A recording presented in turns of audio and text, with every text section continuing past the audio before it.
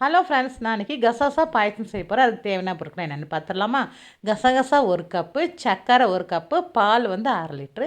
இந்த கசகசாவை நல்லா கழுவிட்டு ஒரு அரை மணி நேரம் ஊற வச்சுக்கணும். ஊற வச்சதுக்கப்புறம் 1 டம்ளர் பால் ஊற்றி கசகசாவையும் சேர்த்து நல்லா நைஸாக மிக்ஸி ஜாரில் அரைச்சி எடுத்து வந்திருக்கேன். அடுத்து ஒரு பாத்திரத்தில் மீதமுள்ள பாலை ஊற்றிட்டு இந்த கசகசா அரைத்ததையும் போட்டு நல்லா கலந்து விடணும்.